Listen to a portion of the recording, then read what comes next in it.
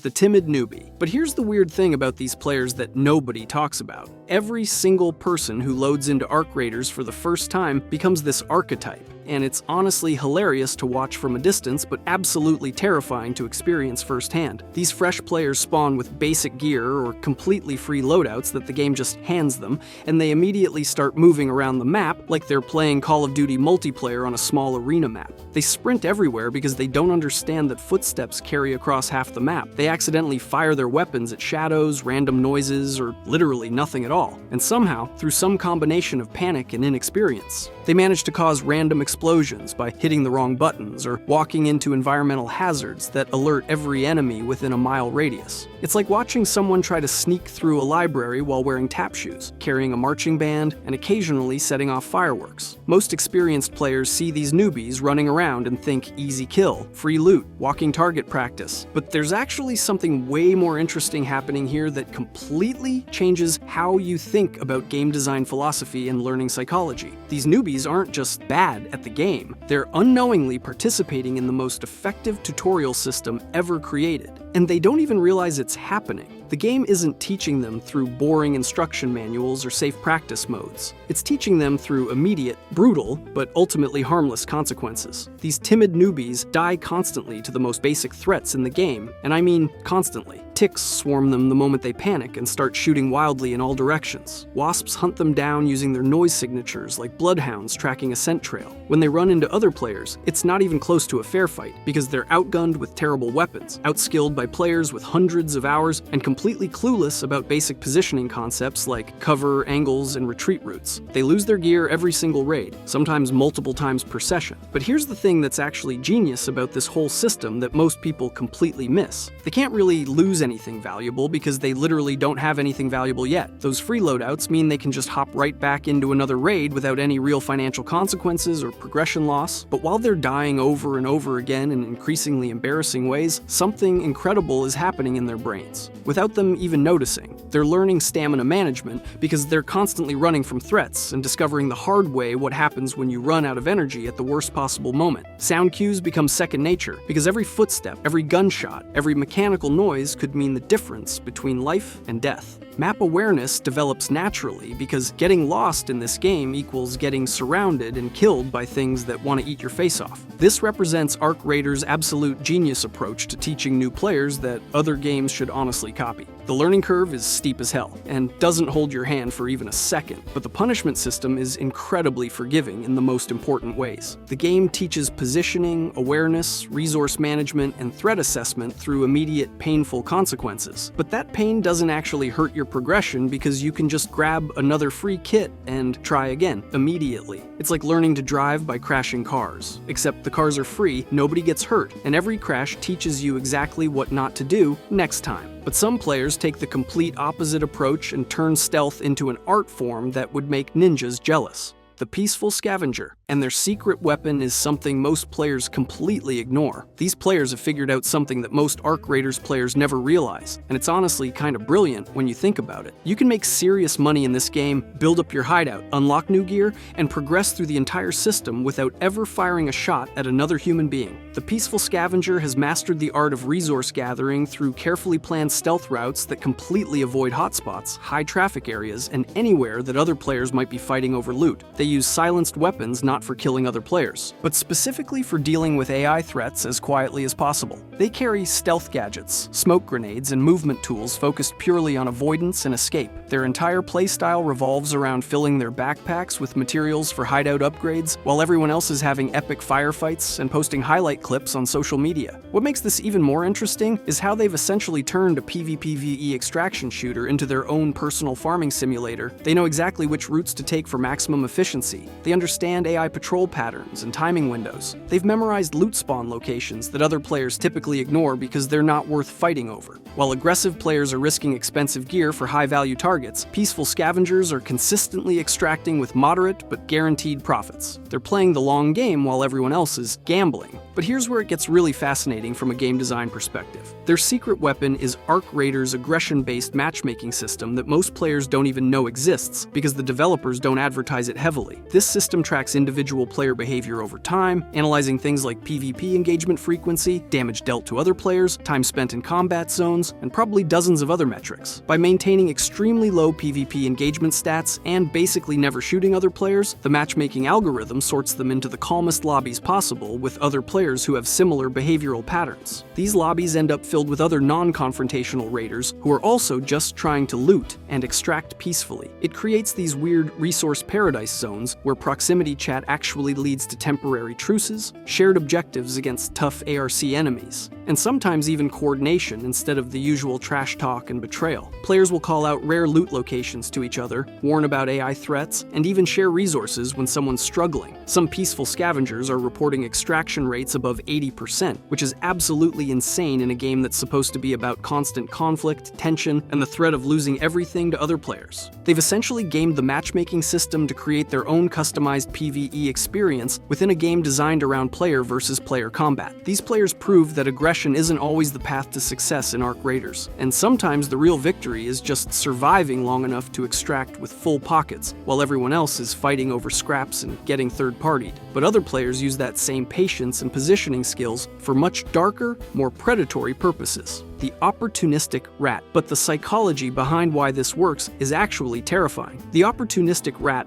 represents the absolute darkest side of human nature translated into Arc Raiders gameplay, and they've turned cowardice, patience, and exploitation into a legitimate and unfortunately effective strategy. These players are masters of patience and positioning who never ever start fights themselves or engage in honorable combat. Instead, they lurk in shadows like predators, hide behind cover for minutes at a time, position themselves on flanks and in blind spots, and wait for other players to do all the hard work of actually fighting and taking risks. They're the vultures of the wasteland, circling overhead while everyone else bleeds and dies, swooping in only when victory is guaranteed and risk is minimized, while other players are engaging in skillful combat, tactical gameplay, or even fair fights. Rats are playing pure psychological warfare. They understand that the best time to strike isn't when you're strong, but when your target is weak, distracted, committed to another fight, or dealing with multiple threats. They've studied human behavior patterns and exploit them ruthlessly. They know that players fighting AI bosses develop tunnel vision. They know that players in extended firefights become predictable. They know that wounded players make desperate decisions that create opportunities. Their entire toolkit revolves around exploitation and opportunism, rather than skill or fair play.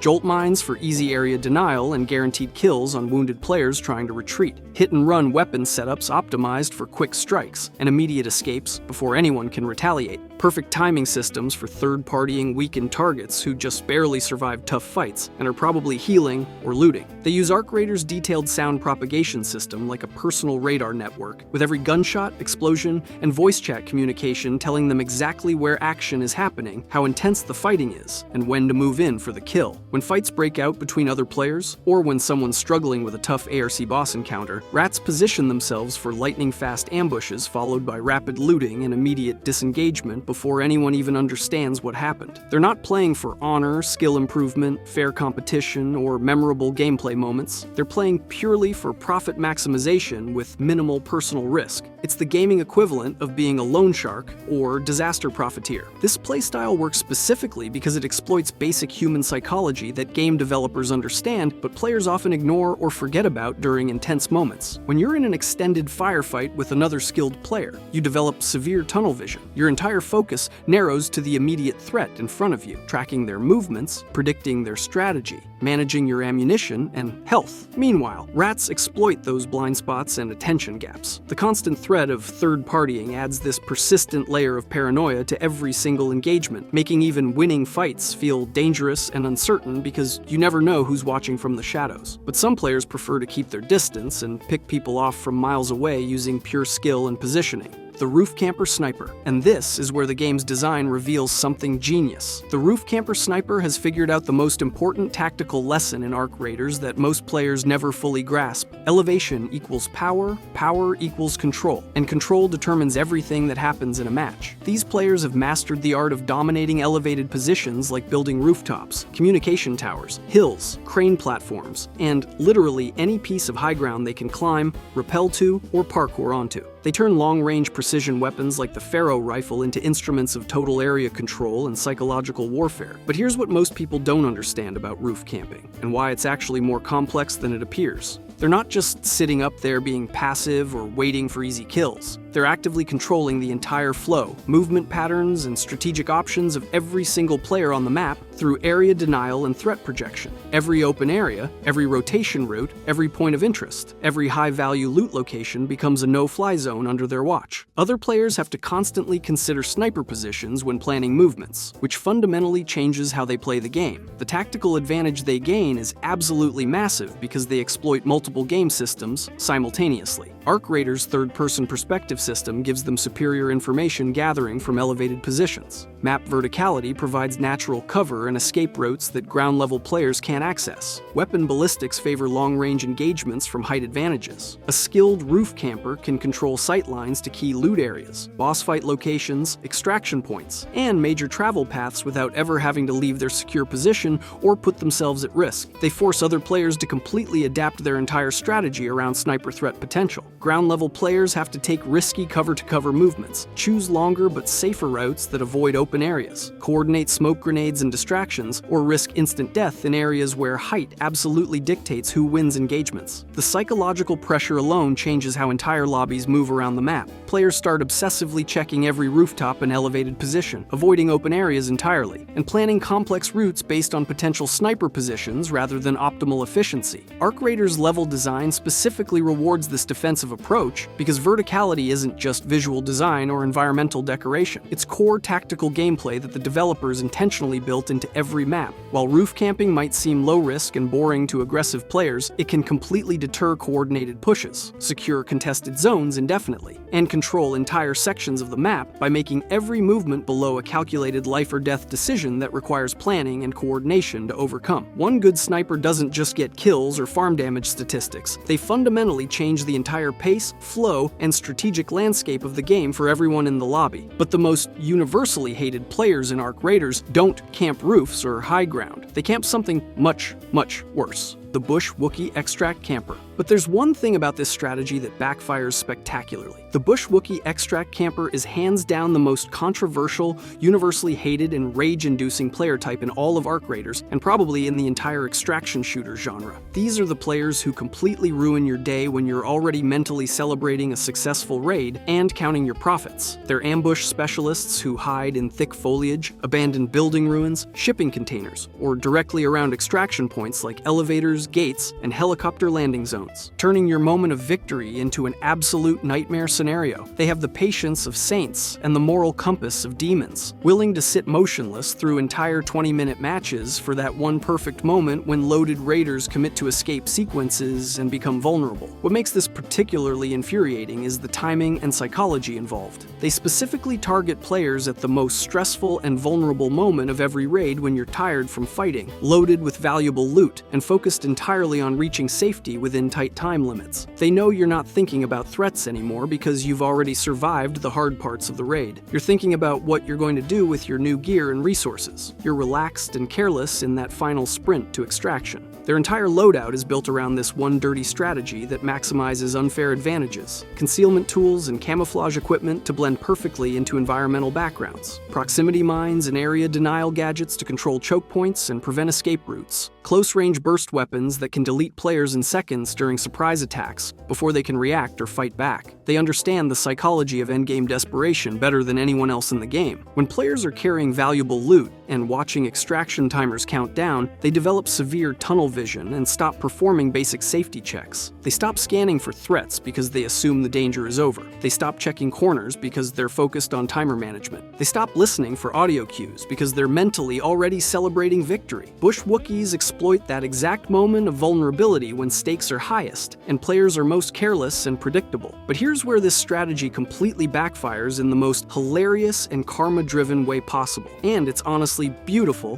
to witness. Proximity chat. Nothing exposes a a bushwookie camper faster than angry voice chat from their previous victims, warning incoming players about exact hiding spots, camping patterns, and preferred positions. The Arc Raiders community has developed detailed counter strategies, revenge coordination systems, and organized hunting parties specifically targeting known campers. These campers often end up facing coordinated teams who hunt them down specifically for payback, turning their patient camping spots into death traps. The community memory is long and unforgiving when it comes to extract campers. Players will remember specific usernames, share camping spot information, and coordinate elaborate revenge scenarios that are infinitely more satisfying than any normal gameplay. Meanwhile, some players take the completely opposite approach and actively hunt down fights wherever they can find them with zero patience for passive strategies. The aggressive Chad. And here's how they literally break the matchmaking system. The aggressive Chad represents Arc Raiders' absolute apex predator and the final boss of human players that every other archetype has to deal with eventually. These are the players running around with premium gear, perfectly optimized meta loadouts, hundreds of hours of experience, and an insatiable hunger for PvP combat that borders on genuine addiction. They don't wait for fights to come to them like passive players. They don't play defensively or use positioning advantages. They don't hide,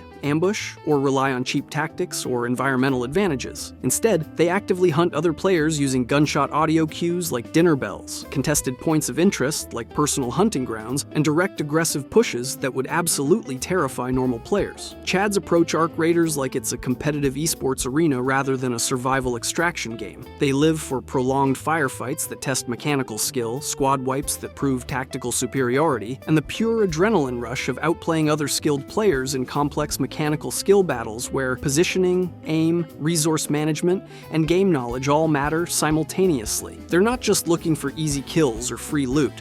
They want worthy opponents and challenging fights. Chads chase PvP encounters for multiple reasons beyond just winning. There's the incredible thrill and adrenaline rush of high-stakes combat where both players have everything to lose. There's the superior loot quality that comes from killing well-equipped players who actually know what they're doing and carry valuable gear. There's the competitive satisfaction of proving mechanical superiority over other skilled players. And there's the addictive feedback loop of constantly improving through challenging engagements. They create massive hotspots of chaos and activity wherever they go, turning peaceful looting zones into active war zones within minutes of arriving. Other players hear the gunshots and either flee immediately or converge to join the fighting. Their aggressive playstyle feeds directly into Arc Raiders' sophisticated aggression-based matchmaking algorithm, which tracks player behavior over time and escalates their lobbies accordingly. The more they fight, the more fighters they face. The more damage they deal, the more dangerous their opponents become. It creates this insane feedback loop that turns their games into increasingly hostile environments filled with other similarly aggressive players looking for the same kind of intense, high-stakes combat. This high-risk, high-reward playstyle literally breaks the matchmaking system in their favor in the most interesting way possible. By consistently engaging in PvP combat and maintaining high aggression metrics over dozens of matches, they get automatically sorted into lobbies with other Chads, creating these ultimate proving grounds where only mechanical skill, game knowledge, tactical awareness, and experience matter. It's like being sorted into a different game entirely where every player is dangerous and every encounter is potentially deadly. But even Chads aren't invincible or immune to the game's balancing mechanisms. Overextension still punishes them through third-party attacks from opportunistic rats. ARC interference can disrupt their fights at crucial moments. Resource management becomes critical during extended engagements, and the constant high-intensity combat creates fatigue and mistakes over time. But the most surprising player type in Arc Raiders completely flips this aggressive mentality on its head and proves that cooperation might be stronger than competition. The Cooperative Guardian. But the most surprising thing is how this breaks every rule of the genre. The Cooperative Guardian represents everything that shouldn't work in a PvPvE extraction shooter but somehow works perfectly anyway. Defying decades of game design assumptions about player behavior in competitive environments, these players have embraced the concept of emergent alliances through proximity chat, emote systems, and the universal language of shared survival against mechanized threats that want to kill everyone equally. In a genre built entirely around betrayal, distrust, backstabbing, and cutthroat competition where every other player is potentially an enemy, they choose cooperation, trust, and mutual aid. They're the ones reviving downed strangers who should technically be enemies. They defend random players against ARC swarms when they could just walk away and let them die. They enforce unofficial peace treaties in dangerous zones through voice chat, emotes, and mutual respect agreements. This sounds like naive fantasy that should get them killed constantly, but it actually happens regularly and creates some of the most memorable moments in the entire game. game. Cooperative Guardians have figured out that the real enemy in Arc Raiders isn't other players. It's the environment, the AI threats, the resource scarcity, and the constant pressure of extraction timers. Human cooperation against these shared threats often yields better results than human competition. They facilitate group takedowns of elite enemies like matriarchs, those massive boss fights that normally require full coordinated squads, and they share the valuable cores, blueprints, and rare materials with everyone who contributes, instead of keeping everything for themselves. This creates positive feedback loops where cooperation becomes profitable and sustainable. They organize these wholesome interactions that feel completely out of place in an extraction shooter, but work beautifully in practice. Loot sharing between complete strangers based on voice chat negotiations. Coordinated defense against AI threats, where players cover each other's blind spots. Resource trading, where players with excess materials help others who need specific items. Spontaneous dance parties and social gatherings at extraction points while waiting for elevators or helicopters. Information sharing about threats, opportunities, and safe routes through proximity chat. These players thrive specifically in low-aggression lobbies, where cooperation against the mechanized threat yields much better survival rates and infinitely more memorable, community-driven narratives than any solo play could ever achieve. This playstyle breaks every single rule that extraction shooters have established over the past decade of genre development. It proves that cooperation can actually be more profitable, more sustainable, and more enjoyable than pure competition. They turn potential rivals into temporary teammates and create shared experiences that feel more like cooperative adventure games than cutthroat survival horror. It's friendship in the apocalypse, mutual aid in the wasteland, and human solidarity against machine oppression. And it actually works as a viable strategy. The most amazing part is how this cooperative approach creates ripple effects throughout the community, inspiring other players to try peaceful approaches and creating these legendary stories that get shared on social media about unexpected alliances, dramatic rescues, and shared victories against impossible odds. If you want to see how these player types handle the craziest ARC encounters, that video's right here.